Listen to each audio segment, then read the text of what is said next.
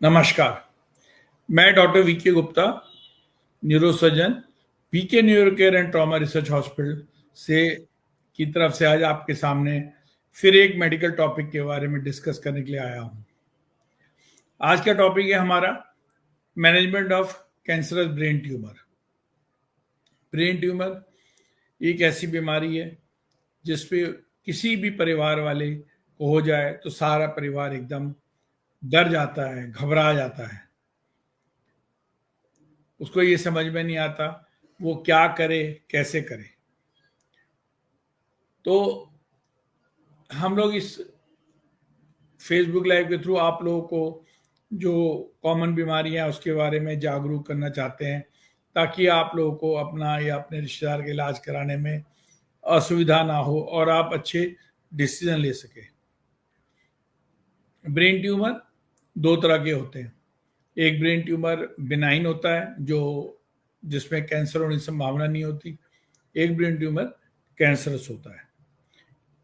अब brain tumour के बारे में बात करें तो ब्रेन ट्यूमर जो उसके जो लक्षण होते हैं वो आपको सर दर्द, मिर्गी के दौरे, उल्टी, आंखों की रोशनी कम होना, एक तरफ हाथ पैर में सूनापन आ जाना या एक तरफ हाथ पैर में कमजोरी आ जाना। इसके अलावा पेशाब का कंट्रोल चले जाना। इसके बहुत सारे ब्रेन ट्यूमर ऐसे होते हैं जिससे मरीज का व्यवहार परिवर्तित हो जाता है और कोई लक्षण नहीं होते, सिर्फ उसका व्यवहार परिवर्तित हो जाता है। ब्रेन ट्यूमर के बहुत ज़्यादा लक्षण इस पर भी डिपेंड करते हैं ब्रेन ट्यूमर दिमाग के किस हिस्से में है। यदि आपको ऐसे कोई भी आप रिश्तेदार को, जानकार को इस तरह के लक्षण हो तो आपको उसको जल्द से जल्द डॉक्टर को दिखाना चाहिए।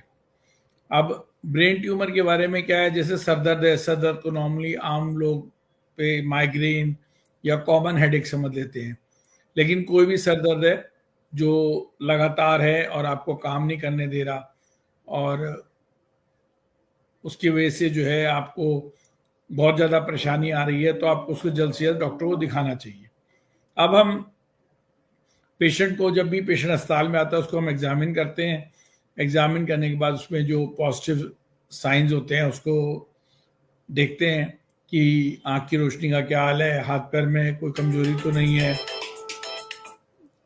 इसके अलावा जो है आप मरीज को पैरों में चलने में कोई दिक्कत नहीं है, गेट अटेक्सिया तो नहीं है, आवाज़ की क्या पोजीशन है।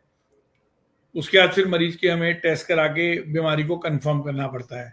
तो इसके अंदर जो है दिमाग की बीमारी कंफर्म के लिए तो सीटी स्कैन है और एमआरआई है। सीटी स्कैन आज की तारीख में ज़्यादातर सारी जगह उपलब्ध है।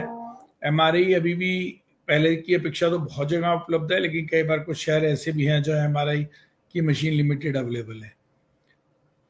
सीटी स्कैन कराने से हमें आइडिया लग जाएगा कि ब्रेन ट्यूमर किस तरह का है। अब ये विनय डैनियल जी पूछ रहे हैं, डॉक्टर साहब क्या every brain tumour is cancer?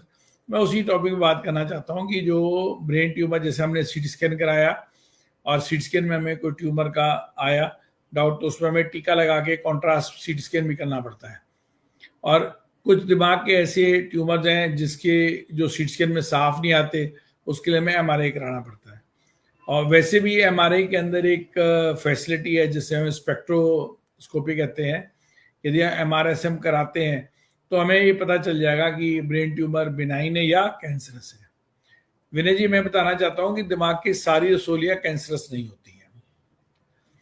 तो एक बार हमें ये पता चल जाता है कि ब्रेन ट्यूमर है तो ब्रेन ट्यूमर के फिर इलाज के लिए हम पेशेंट को ऑप्शन देते हैं।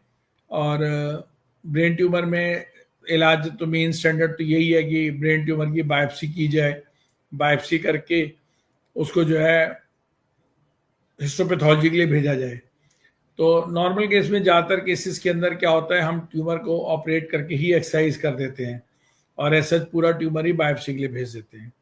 ऐसे पेशेंट जिसमें मल्टीपल लीजन्स होते हैं, दिमाग के अंदर अलग अलग हिस्से में ट्यूमर्स होते हैं, तो उनमें एक हिस्टोपैथोलॉजी कन्फर्मेशन के लिए एक हिस्से में हम स्टीरियोटैक्सी बायोप्सी भी कर सकते हैं। स्टीरियोटिक बायोप्सी टुकड़ा ले लिया, उसको हमने जांच के लिए भेज दिया, उससे हमें पता चल जाता है ये किस टाइप का ट्यूमर है और हमें इसमें आगे क्या करना चाहिए। अब यदि हमने ऑपरेशन कर दिया, ऑपरेशन करके उसका ट्यूमर निकाल के जांच के लिए भेज दिया, और हिस्टोपैथोलॉजी में यदि पेशेंट का कैंसरस आ जाता है तो उसके अंदर ग्रेडिंग होती है कैंसरस की, कौन से ग्रेड का कैंसर है, तो उसके हिसाब से फिर आगे ट्रीटमेंट डिसाइड होता है। नॉर्मली क्या है, ज़्यादातर पेशेंट में हमें रेडिएशन लगानी पड़ती है और रेडिएशन के अंदर ये 21 दिन की रेडिएशन लगती है और उसके बाद मरीज को कीमोथेरेपी भी देनी पड़ती है। ब्रेन ट्यूमर में एडवांटेज क्या है कि ज़्यादातर ब्रेन ट्यूमर में जो ग्लाइयोमा वाले होते हैं उसके अंदर हमें ओरली कीमोथेरेपी से काम चल जाता है, उसके अंदर हमें इंजेक्टेबल देने की जरूरत नहीं पड़ती है। इसके अलावा बीच बीच में हमें पेशेंट को मॉनिटर करते रहना पड़ता है, रिपीट सीटी स्कैन या एमआरआई करा के हम देखते रहते हैं ट्यूमर की क्या पोजीशन चल रही है। तो इसके अंदर क्या है, आपको घबराने वाली बात नहीं है।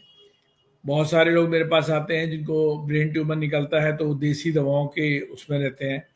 देसी दवा से इसका ऐसा कोई इलाज नहीं है।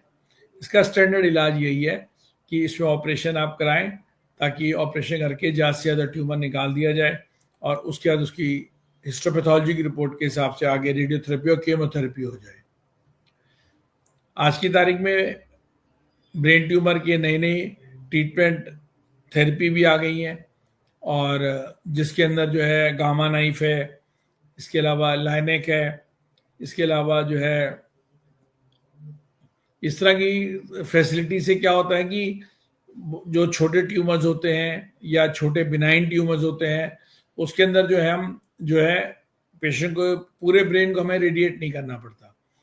पहले तो जब होता था रेडिएशन होती थी तो पूरे ही दिमाग को में रेडिएशन देनी पड़ती थी, लेकिन आजकल जो मॉडर्न टेक्नोलॉजी आ गई है उसकी वजह से हमें पूरे ब्रेन को रेडिएट नहीं करना पड़ता है।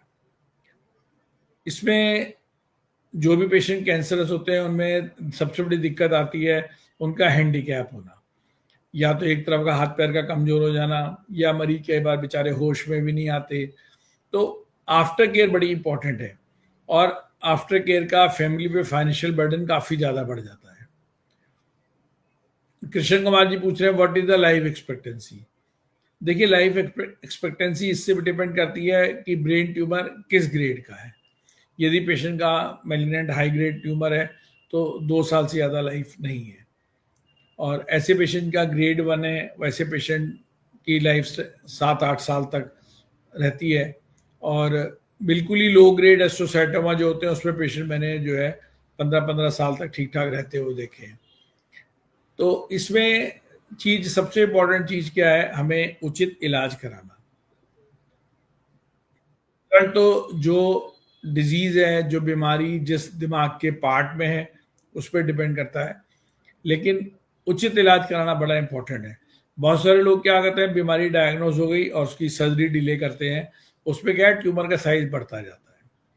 जितना ज़्यादा ट्यूमर का साइज हो जाएगा तो उसके अंदर फिर आगे हर चीज़ में दिक्कत आती है। सर्जरी में भी दिक्कत आती है, रेडिएशन में यदि बल्क ट्यूमर का ज़्यादा है तो उसके भी इफेक्ट उतना अच्छा नहीं आता है। प्लस क्या है, ब्रेन ट्यूमर चारों तरफ फैल जाता है। तो मैं ये बताना चाहूँगा कि यदि इस तरह की आपको या आपके जानकार को किसी को ऐसी दिक्कत हो तो आप हमें कांटेक्ट कर सकते हैं, और जो नीचे स्क्रॉल चल रहा है उसमें अस्पताल का फ़ोन नंबर लिख कर आ रहा है, उस पर आप फ़ोन कर सकते हैं। वेबसाइट है, वेबसाइट पे आप चेक कर सकते हैं, हमें मेल डाल सकते हैं। हमारी कोशिश रहेगी आपको जल्द से जल्द हम आपकी समस्याओं का समाधान दे सकें। कोई भी आप इसमें, मेरी रिक्वेस्ट रहेगी आप इस फेसबुक लाइव को ज़्यादा से ज़्यादा लोगों को शेयर करें ताकि लोग ज़्यादा से ज़्यादा इसका फ़ायदा उठा सकें, और इसको आप लोग सब्सक्राइब करें ताकि हम रेगुलरली आपको कोई ना कोई हेल्थ के बारे में नई बातें बता सकें। नमस्कार।